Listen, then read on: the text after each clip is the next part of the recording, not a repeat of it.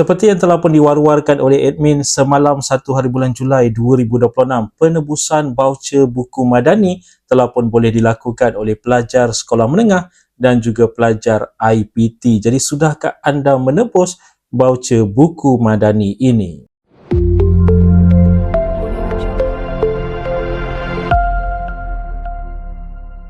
Assalamualaikum, salam sejahtera. Jumpa lagi di channel Herwan Ebi. Okay guys, pada mereka yang belum lagi subscribe ke channel ini, jangan lupa tekan pada butang subscribe, tekan juga pada butang loceng.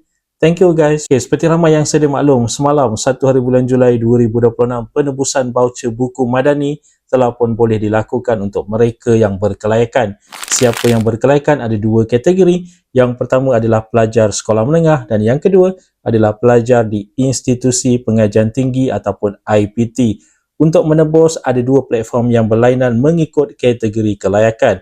Yang pertama sekali untuk pelajar sekolah menengah, apa yang boleh anda lakukan untuk menebus voucher buku Madani ini? Anda boleh pergi ke platform rasmi D5KPM. Di situ anda boleh menebus voucher RM100 ini di bawah voucher buku Madani. Tapi harus diingatkan, untuk membeli buku menggunakan voucher buku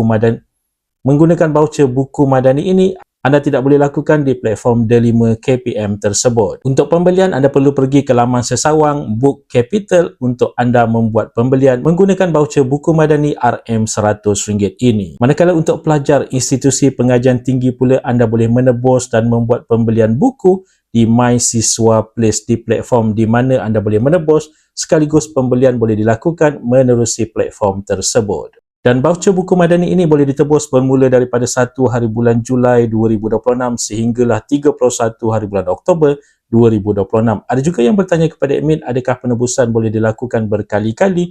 Jawapannya tidak boleh, hanya sekali sahaja boleh ditebus RM100 ini. Bermakna kalau anda dah menebus, anda tidak lagi boleh menebus untuk voucher yang seterusnya, hanya sekali penebusan sahaja. Dan bagi pelajar sekolah rendah dan selainnya, tidak ada voucher buku Madani untuk RM100 ini. Ramai juga yang keliru, ada yang DM kepada admin bertanyakan kalau anak mereka belajar di sekolah rendah, adakah layak untuk menebus voucher buku Madani ini?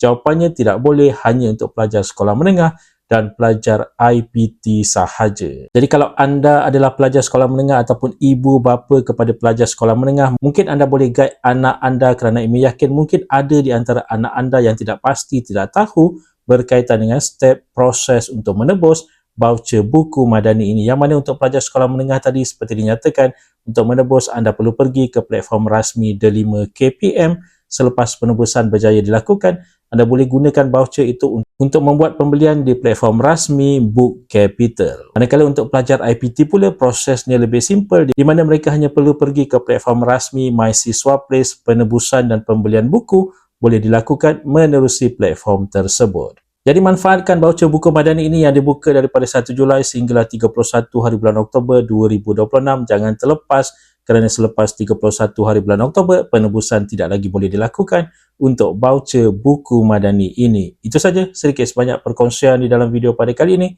Jika anda ada sebarang komen, sebarang pertanyaan, anda boleh tinggalkan di ruangan komen di bawah. Dan kepada mereka yang belum lagi subscribe ke channel ini, jangan lupa tekan pada butang subscribe, tekan juga pada butang loceng. InsyaAllah kita berjumpa lagi di video yang akan datang. Stay safe, stay healthy. Assalamualaikum.